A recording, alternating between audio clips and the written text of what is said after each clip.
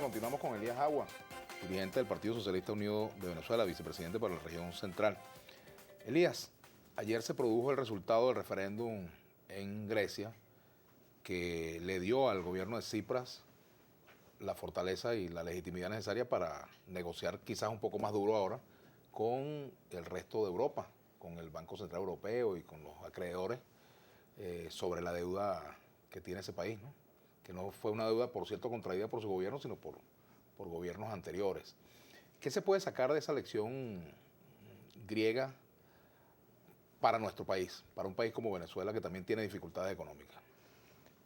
Bueno, mira, en primer lugar yo creo que en Grecia se está produciendo la ruptura que en Venezuela se produjo hace ya 16, 17 años, ¿no? Cuando el pueblo eligió al comandante Chávez en abierta confrontación con el modelo neoliberal, ¿no? El pueblo venezolano resistió durante una década el modelo neoliberal, que es precisamente lo que le han impuesto a Grecia y le querían seguir profundizando, ¿no? El despido masivo, la flexibilización salarial, la privatización de la educación, de la salud, la reducción de la inversión social. A todo eso fue lo que el pueblo griego le dijo no. A eso le dijimos no nosotros hace ya 17, 18 años cuando elegimos al presidente Chávez y luego cuando aprobamos una constitución que nos blinda contra ese flagelo de la ortodoxia neoliberal, ¿no? Por eso yo creo que la lección para Venezuela es que no hemos errado el camino, ¿no? En desafarnos o en zafarnos, perdón, de un modelo, de un sistema que hunde a los pueblos, que los sumerge pues en la absoluta miseria como estuvo sumergido el pueblo venezolano en la década de los 90, sin acceso a la educación, a la salud, a la alimentación, ¿no? A un salario mínimo indexado anualmente, a la estabilidad laboral, ¿no? Le pedían al ministro Tsipras que, bueno, casi que votara la mitad de los trabajadores de la administración pública para poder refinanciarle la deuda. Y él apeló a lo que tiene que apelar un gobernante, al espíritu democrático, llamando a referéndum, y el pueblo lo respaldó en su digna posición de proteger los derechos del pueblo griego, ¿no? Ahora, Creo fíjate, que eso marca un inicio de lo que ya en América Latina ocurrió, que después de Venezuela, bueno, vino todo el proceso de transformación en Argentina, en Brasil, Bolivia, Ecuador, Centroamérica. nosotros tenemos la figura del referéndum en la Constitución. Bueno, tú fuiste constituyente, yo también estuvimos juntos allí en la Asamblea Nacional Constituyente. El gobierno de Tsipras apeló al pueblo para tomar medidas económicas. En Venezuela estaría planteado que el gobierno convocara al soberano para consultarlo sobre algunas medidas, por ejemplo, el aumento de la gasolina, sobre temas como la unificación cambiaria, que también se ha planteado, o cualquier otra decisión en ese ámbito, que hay como una espera de mucha gente y de buena parte del país sobre algunas medidas que no terminan de llegar.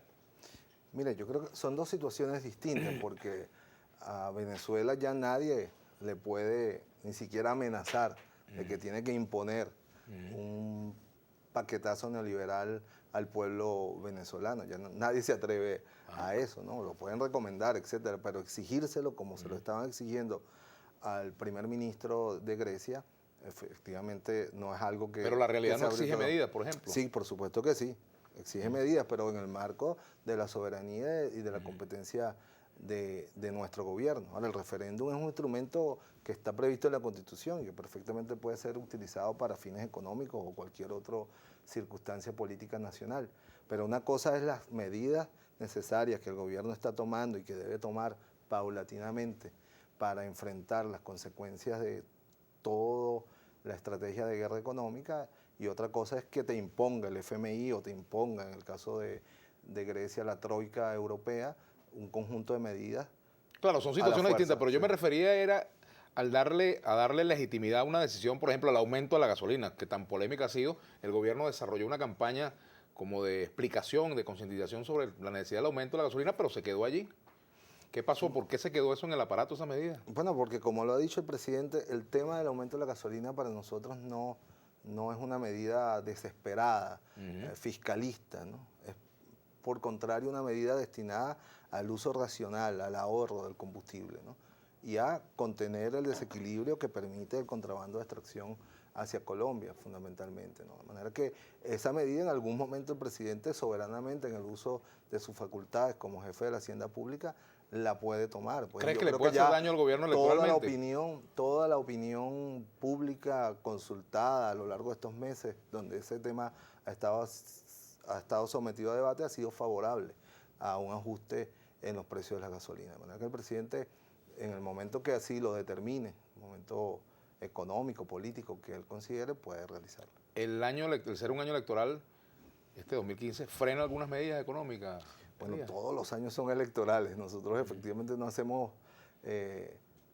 política económica por la situación electoral, porque no haríamos política económica, pues todos los años en Venezuela hay elecciones. De aquí en adelante, de este año en adelante, hay elecciones hasta el 2018.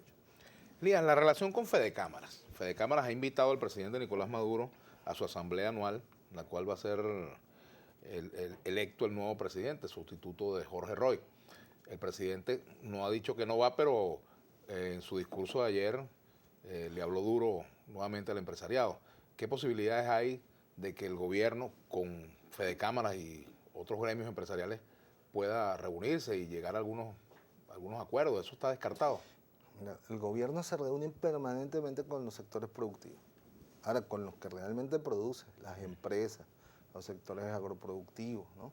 En algunos casos se llegan a acuerdos, en otros no se llegan a acuerdos porque precisamente algunos sectores económicos quieren la desregularización de la economía, que es algo que nuestra Constitución no permite, ¿no? Nuestra Constitución establece claramente la intervención del Estado en el ordenamiento, en la regulación de la economía. De manera que reunirse con los sectores productivos es un tema de todos los días del gobierno nacional, pero lo que realmente produce, el que está al frente de su empresa, ¿no?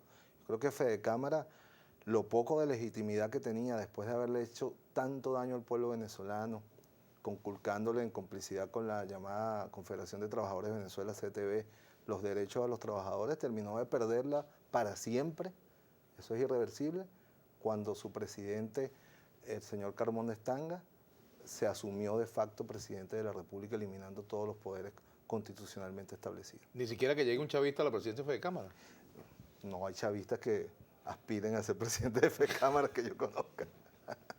Auténtico chavista, socialista, revolucionario, ¿no? Ahora, el sector privado, ¿es necesario para el Ejecutivo? ¿Es necesario para el país? ¿Es prescindible el sector privado en algún momento? No, en esta etapa de la historia no es prescindible. En esta etapa de la historia, de lo que a ti te queda y a ti de vida, la sociedad venezolana, como lo establece la Constitución, como lo definió el comandante Chávez en el modelo socialista, en el programa de la patria, existe, lo reconocemos y hay que apoyarlo para que cada día incremente más su capacidad productiva, ¿no? Lo único que nosotros al sector privado le pedimos es lealtad con la Constitución, subordinación a los intereses generales de la población, es decir, al derecho a la alimentación, a la salud, a los bienes esenciales, por encima del carácter especulativo con el cual se conformó buena parte del sector privado en Venezuela. Bueno, tenemos que hacer una pausa. Al retorno continuaremos con Elías Agua, candidato a diputado por el Partido Socialista Unido de Venezuela y además de eso, bueno, vicepresidente para la región central. Ya venimos.